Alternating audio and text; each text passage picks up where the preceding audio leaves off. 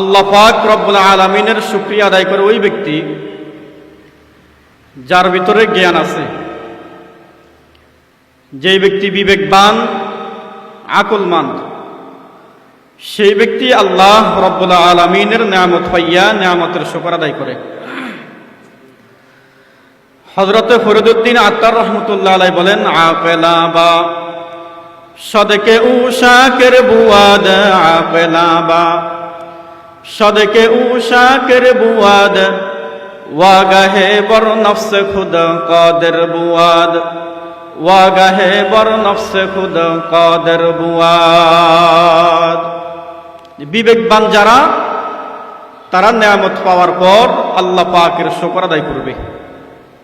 বিবেকবান যারা, তারা চিন্তা করবে আমার এই মাহফিলে আসার কোনো শক্তি ছিল না, সমর্থ ছিল না।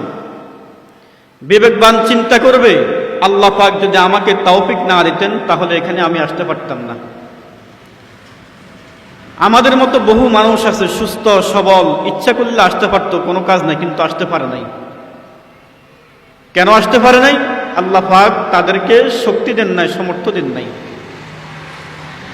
মানুষের শক্তি আর সমর্থ থাকলে, বাহুবল থাকলে মানুষ নেক কাজ করে ফেলবে, এটা অসম্ভব। শক্তি দিয়ে, বাহুবল দিয়ে নেক কাজ করা যায় না। নেক কাজ করতে হলে আল্লাহ পাকের কি লাগে? নসরতার সাহায্য লাগে। মসজিদে সবাই আসতে পারে না, সবাই নামাজ পড়ে না, সবাই মসজিদে আসতে পারে না, নামাজ পড়তে পারে না, কারণ তাদের শারীরিক শক্তি থাকা সত্ত্বেও মসজিদে কেন আসতে পারে নাই? আল্লাহ পাক তৌফিক না দেওয়ার কারণে। এজন্য বিবেকবান যারা, তারা চিন্তা করবে আল্লাহ পাক রব্বুল আলামিন যদি আমাকে তৌফিক না দিতেন তাহলে আমি নেক কাজ করতে পারতাম না। এজন্য আমরা যারা এখানে আল্লাহ পাক আমাদেরকে সুযোগ করে দিয়েছেন, অবশ্যই এটা আল্লাহ পাকের তরফ থেকে আমাদের জন্য অনেক বড় অনুগ্রহ, অনেক বড় নিয়ামত। এই নিয়ামতের কদর করতে হবে, কারণ মাহফিল প্রত্যেক দিন হয় না এবং প্রত্যেক দিন মাহফিল হবেও না। এটা একদিন হয়, বছরে একদিন হবে। এটাকে যদি আমরা গুরুত্ব না দিই, কদর না করি, তাহলে আমাদের মতো কুফল ফোড়া আর হতভাগা আর কিছুই নেই। তো যাই হোক, এগুলো আমাদেরকে বুঝতে হবে। এখানে মহিলা মাদ্রাসার উদ্যোগে মাহফিল, এই আল ফাতা মহিলা মাদ্রাসা নারীদের একটা শিক্ষা কেন্দ্র। এই মাদ্রাসা থেকে নারীরা দ্বীনি ইলম অর্জন করবে, মেয়েরা দ্বীনি ইলম অর্জন করবে, কোরআন ও হাদিস শিখবে, এরপরে তদ অনুযায়ী আমল করবে। এখান থেকে নারীরা, মেয়েরা অজুর মাসালা শিখবে, নামাজের মাসালা শিখবে, গোসলের মাসালা শিখবে, রোজার মাসালা শিখবে, তদ অনুযায়ী তারা আমল করবে। পর্দার গুরুত্ব কি, এগুলো তারা শিক্ষা অর্জন করবে, এরপরে তারা আমল করবে। আখিরাতের যে সামানা, সেটা তারা তৈয়ার করে আখিরাতে যাবে। এই জন্যই আল ফাতা মহিলা মাদ্রাসা দেওয়া হয়েছে। আল্লাহ পাক রব্বুল আলামিন পুরুষ এবং নারীদের মাঝে বিভিন্ন কর্ম ভাগ করে দিয়েছে। পুরুষেরা খেতে খামারে কাজ করবে, ব্যবসা বাণিজ্য করবে, বাহিরে কাজ করবে। মহিলারা ঘরের ভিতর তার সংসারকে আঞ্জাম দিবে। পুরুষদের জন্য একটা সাইড ভাগ করে দেওয়া হয়েছে, মহিলাদের জন্য একটা সাইড আল্লাহ পাক ভাগ করে দিয়েছেন। মহিলারা ঘরের ভিতর থাকবে, ঘরের ভিতরে নিজের সন্তান দিগকে লালন পালন করবে, ঘরের ভিতরে নিজের সাংসারিক কাজকর্ম করবে, আরো যা কিছু আছে এগুলা ঘরের ভিতরে পর্দা সহকারে করবে। আর পুরুষেরা বাহিরে থেকে মহিলাদের সাংসারিক কাজ করতে যাতে কোনো অসুবিধা না হয় তারা হেল্প করবে, সাহায্য করবে।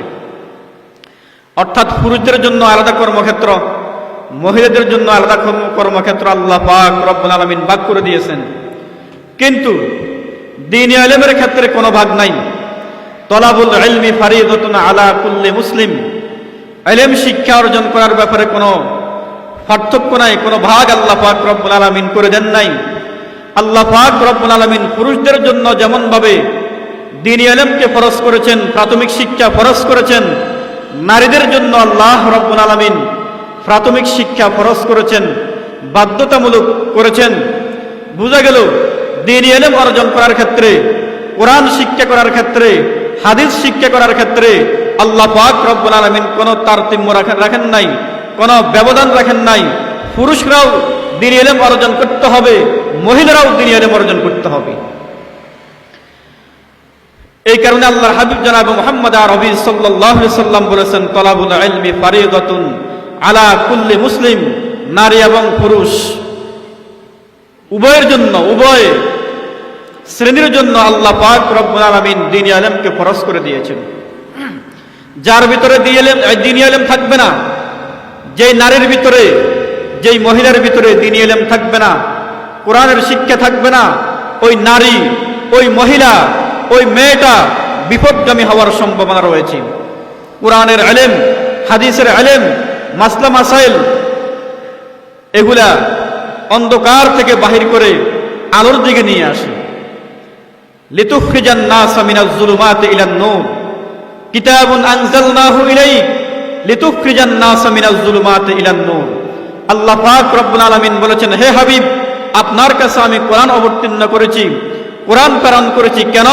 লিতুখরিজান নাসা মিনাজ যুলুমাতি ইলান নূর, যাতে করে মানুষ এই কোরআন শিক্ষা করে অন্ধকার থেকে আলোর পথে আসতে পারে।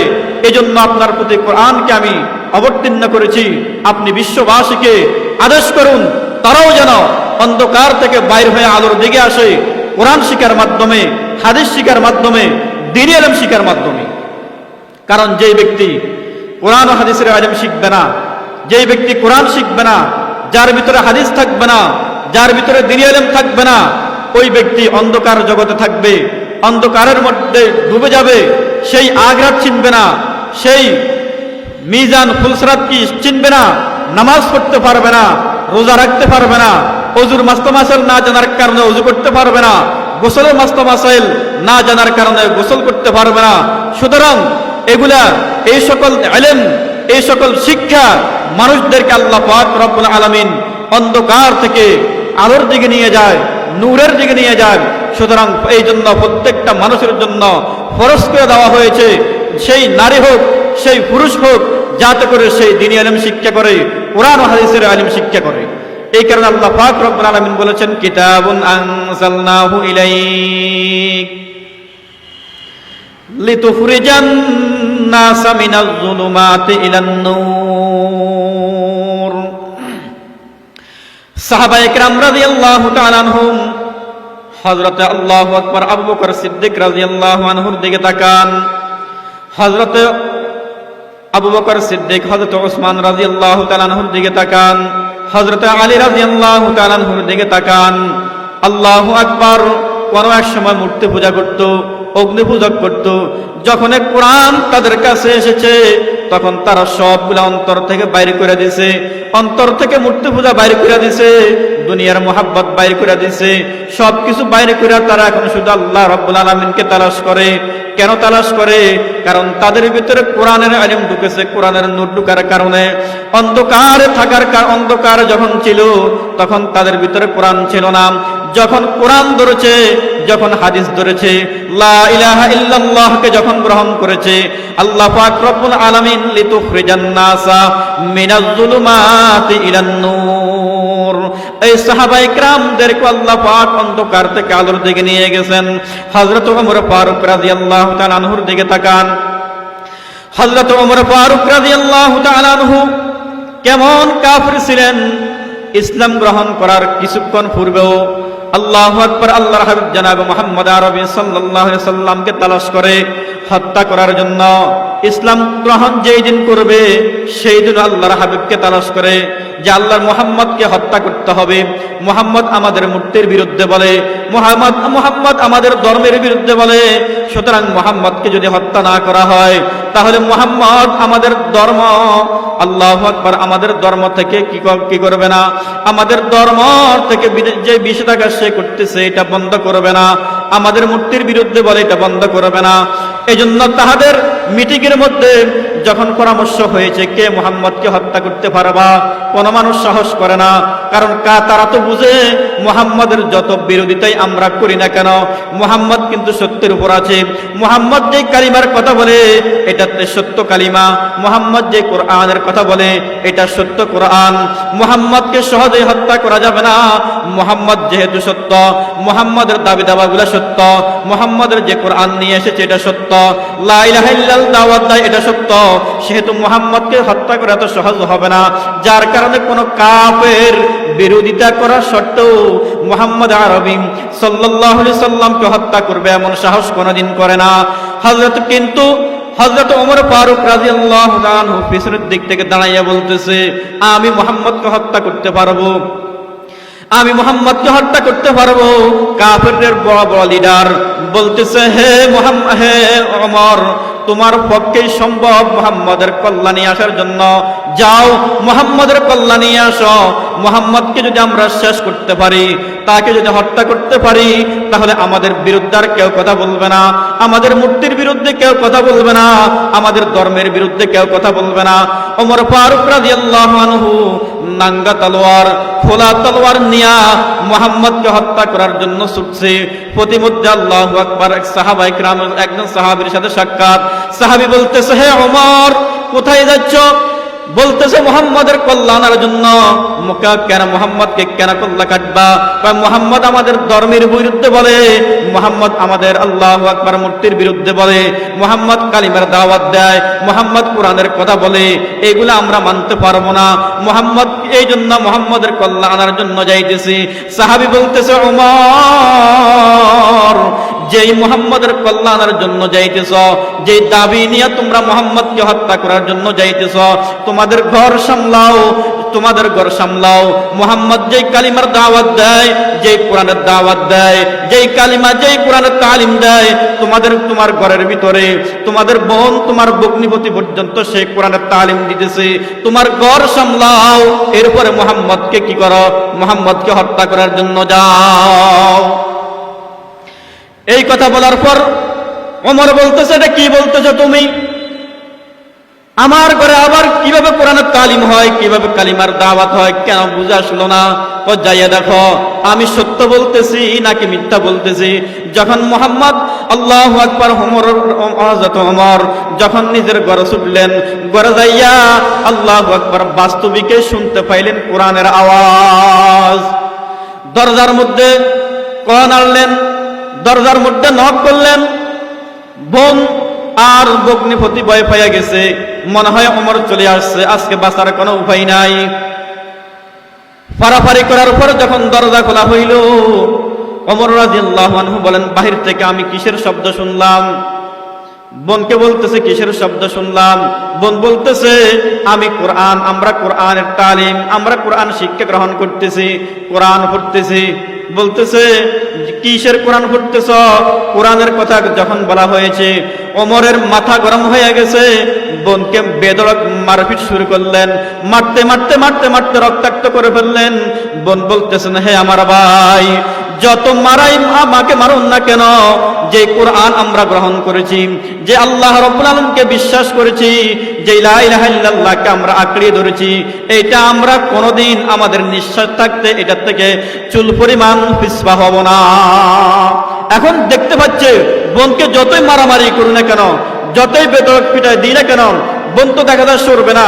তখন বলতেছে, এমন কি কালাম যে তোমার নিঃশ্বাসের আগ পর্যন্ত তুমি এই কালাম ছাড়বে না, আমাকে একটু দেখাও। বোন বলতেছে, হে আমার ভাই, যেই কোরআনের কথা বললাম, যে কোরআন আমরা তালিম দিতেছি, শিক্ষা গ্রহণ করতেছি, এটা ধরার জন্য, এটা ধরতে হলে, দেখতে হলে ওযুর প্রয়োজন আছে, পাক পবিত্র হওয়ার প্রয়োজন আছে। হে আমার ভাই, তুমি তো এখনো নাপাক, ইসলাম গ্রহণ করো নাই। ইসলাম গ্রহণ করতে হবে, গোসল করতে হবে। তারপর আল্লাহু আকবার কোরআন ধরতে পারবা। ভাই বলতেছে আল্লাহু আকবার, আমি গোসল কইরা আসি, ওযু কইরা আসি, ওযু করার পর বলতেছে এবার আমাকে দেখাও কি কোরআন তোমরা পড়তেছ। বইনে তেলাওয়াত করতেছে তাহা মা আনজালনা আলাইকাল কুরআনা লিতাশকা। এই সূরা তাহা যখন কয়েক আয়াত পর্যন্ত গেলেন, কয়েক আয়াত যখন তেলাওয়াত করলেন, ওমর আর থাকতে পারলেন না। ওমর আল্লাহু আকবার পাগল হয়ে গেছে, বলতেছে হে আমার বোন থামাও, আমি আর সহ্য করতে পারতেছি না, আমাকে নিয়ে চলো মুহাম্মাদের দরবারে, মুহাম্মদ আরবি সাল্লাল্লাহু আলাইহি সাল্লামের দরবারে নিয়ে চলো। আমি মুহাম্মাদের কাছে যাইয়া যে ইসলাম তোমরা গ্রহণ করেছো সেই দীক্ষায় আমিও দীক্ষিত হব।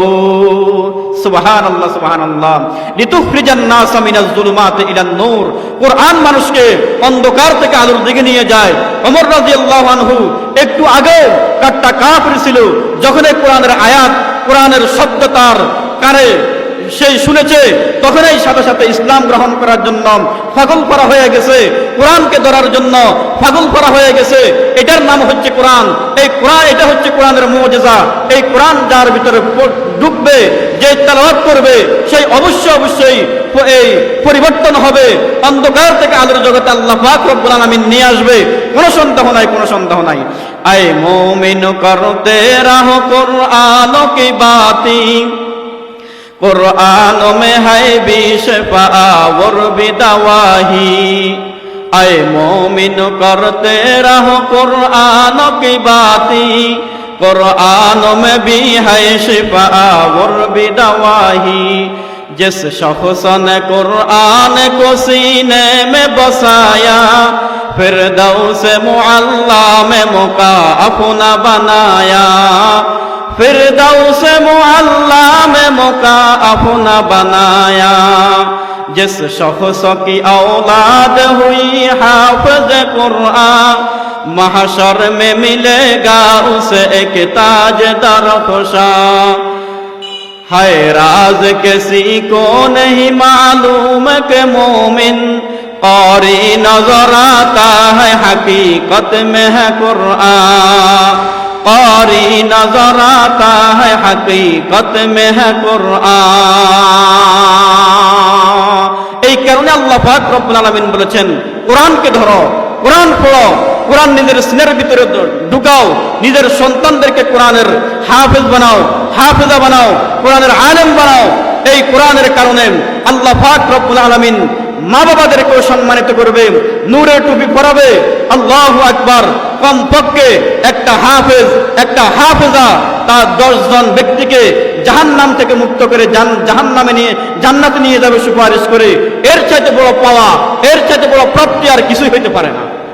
টাকা পয়সা আমরা মনে করি আমার সন্তানকে আমি বিদেশে পাঠাইলাম, টাকা পয়সা করতেছে, পাঠাইতেছে, আর আমরা আনন্দ চিত্তে চলাফেরা করতেছি, এটার নাম কোনো সফলতা নয়। এটাকে যদিও আমরা সফলতা মনে করি, আসলে এটার নাম সফলতা নয়। আমি আমার সন্তানকে বিদেশের বাড়িতে পাঠাইলাম, আমার সন্তান তার বিদেশের টাকা দিয়া গাড়ি বাড়ি করেছে, এটার নাম সফলতা নয়। 10 তলা বিল্ডিং করেছে, এটার নাম সফলতা নয়। আমার সন্তান কোটিপতি হয়েছে, এটার নাম সফলতা নয়। কোটিপতি, আল্লাহু আকবার। সফলতা হচ্ছে আপনি যদি আপনার একটা সন্তানকে সহিশুদ্ধভাবে কোরআন যদি শিক্ষা গ্রহণ করাইতে পারেন, শিক্ষা দিতে পারেন, এটার চাইতে বড় সফলতা পৃথিবীর বুকে আর কোনো কিছুই হইতে পারে না। এজন্য আপনারা আপনাদের মেয়েদেরকে মাইকের আওয়াজ যতটুকু যাচ্ছে, আমাদের মা বোনরা যারা আমরা শুনতে পাচ্ছি, আমরা যারা শুনতে পাচ্ছি, আমরা অন্তত আমাদের একটা সন্তান হলেও মাদ্রাসায় দিব, একটা মেয়ে হলেও আল ফাতা মহিলা মাদ্রাসায় দিব। এই মহিলা মাদ্রাসা দেওয়ার কারণে আল্লাহু আকবার, আমার শুধু আমার সন্তানের মর্যাদা আল্লাহ পাক বৃদ্ধি করবে তা নয়, আল্লাহ পাক রব্বুল আলামিন আপনি অভিভাবক হওয়ার কারণে, আপনি মা বাবা হইয়া আপনার সন্তানকে মাদ্রাসা দেওয়ার কারণে, এই মহিলা মাদ্রাসা দেওয়ার কারণে, হাফেজা বানানোর কারণে, আলেমা বানানোর কারণে আল্লাহ পাক রব্বুল আলামিন আপনাকে সম্মানিত করবে, কোনো সন্দেহ নাই। সুতরাং দুনিয়ার মোহে পড়ে, দুনিয়ার চাকচিক্য দেখে, দুনিয়ার রং তামাশা দেখে নিজের সন্তানকে ভিন্ন পথ যদি আমরা পরিচালনা করি, আমাদের সন্তানকে যদি আমরা ভিন্ন পথে পরিচালনা করি, স্কুল কলেজে দিই, তাহলে এই সন্তান আল্লাহু আকবার কোন সময় আমার জন্য কল্যাণ বয়ে আনবে না। আর যদি আমি আমার একটা সন্তানকে মাদ্রাসায় দিই, রাতের 12টা বাজুক না কেন, রাতের 3টা বাজুক না কেন, এই চিন্তা কোনোদিন করা লাগবে না যে আমার সন্তানটা কোথায় গেছে। আর আপনার সন্তান যদি আপনি স্কুলে দেন, কলেজে দেন, অন্তত আপনার ভিতরে এই চিন্তা আসবে, দুশ্চিন্তা আসবে, না জানি আমার ছেলে কোথায় গিয়েছে, না কোনো আকাম করতেছে, না জানি কোনো নেশাগ্রস্তর এরকম ভাবে আড্ডাখানায়, মদের আড্ডাখানায় লিপ্ত, এই চিন্তা আপনার ভিতরে আসবে। কিন্তু আপনি যদি আপনার একটা সন্তানকে মাদ্রাসায় দেন, আলেম বানান, হাফেজ বানান, যত রাতেই হোক না কেন, আপনার ভিতরে কোনো সময় এই চিন্তা আসবে না যে হায় আমার সন্তানটা এত রাত কি করতেছে, আর না জানি নেশা করতেছে, এই চিন্তা আপনার ভিতরে আসবে না। আপনি অন্তত আমরা এটা গ্যারান্টি দিতে পারি, আপনার সন্তান যদি আলেমা হয়, আপনার সন্তান যদি হাফেজা হয়, আপনার সন্তান যদি আলেম হয়, হাফেজ হয়, কোনো সময় সেই খারাপ পথে যাবে না, বেলাইনে যাবে না, কোনো সময় নেশাগ্রস্ত হবে না, কোনো সময় ইয়াবাখোর হবে না, কোনো সময় গাঁজাখোর হবে না। আর যদি মাদ্রাসা না দিয়া ভিন্ন পথে আপনার সন্তানকে পরিচালনা করেন, আপনার সন্তান বেলাইনে যাওয়ার সম্ভাবনা রয়েছে, নেশাগ্রস্ত হওয়ার সম্ভাবনা রয়েছে, মদখোর হওয়ার সম্ভাবনা রয়েছে, বাবাখোর হওয়ার সম্ভাবনা রয়েছে। সুতরাং নিজের সন্তানকে যদি মানুষের মতো মানুষ বানাতে চাই, অবশ্যই হাফেজ বানাইতে হবে, অবশ্যই আলেম বানাইতে হবে। নিজের সন্তানকে যদি, নিজের একটা মেয়েকে যদি হাফেজা বানাই, আলেমা বানাই, আল্লাহ পাক রব্বুল আলামিন এর বদৌলতে আমাকে দুনিয়াতেও সম্মানিত করবে, আখিরাতেও সম্মানিত করবে, কোনো সন্দেহ নাই, কোনো সন্দেহ নাই। সুতরাং আজকে আমরা দুনিয়ার চাকচিক্য আর দুনিয়ার মোহে পড়ে নিজের সন্তানকে যদি ভিন্ন পথে পরিচালনা করি, কলেজ আর ইউনিভার্সিটি আর স্কুল কলেজে দিই, এটা আপনার কোনো কল্যাণ বয়ে আনবে না। হ্যাঁ, আপনি যদি আপনার সন্তানকে ব্যারিস্টার, ইঞ্জিনিয়ার, বড় বড় শিক্ষিত বানাইতে চান, সেটা ভিন্ন কথা। কিন্তু আপনার যদি আপনার সন্তানকে যদি এই আপনার নিয়ত যদি না থাকে যে আপনি ইঞ্জিনিয়ার, ডাক্তার বানানোর কোনো নিয়ত না থাকে, তাহলে আপনি কেন আপনার সন্তানকে স্কুলে দিবেন? কারণ আপনার বহু আমরা দেখতে পাচ্ছি আমাদের বাড়িতে, আমাদের সমাজে, আমাদের এলাকাতে মেট্রিক পাস করেছে, IBA পাস করেছে, কারণ বর্তমানে এগুলোর কোনো বেল নাই, কিন্তু IBA পাস করার পরেও তারা রাস্তা ঘুরতেছে, নেশা করতেছে, এরকম ভাবে বিভিন্ন খারাপ কাজের মধ্যে, খারাপ এই আড্ডাখানার মধ্যে তারা লিপ্ত রয়েছে। কেন? ইসলামী শিক্ষা না থাকার কারণে, কোরআনের শিক্ষা না থাকার কারণে। এই জন্য কমপক্ষে আমরা আজকে আমরা এই মাহফিল থেকে প্রতিজ্ঞা করব, একটা সন্তান হলেও আলেম বানাবো, একটা সন্তান হলেও হাফেজ বানাবো। যে কথাগুলো হয়েছে আল্লাহ পাক আমাদের সবাইকে আমল করার তৌফিক দান করুক। আপনাদের পাশেই আল ফাতা মহিলা মাদ্রাসা এইখানে ভর্তি চলতেছে, আমরা আমাদের সন্তানদিগকে, মেয়েদেরকে ভর্তি করিয়ে দিব, এই অনুরোধ দেখে আমি আমার কথা এখানে শেষ করলাম। ওয়া আখিরু দাওয়ানা আলহামদুলিল্লাহি রাব্বিল আলামিন। আসসালামু আলাইকুম ওয়া রাহমাতুল্লাহ।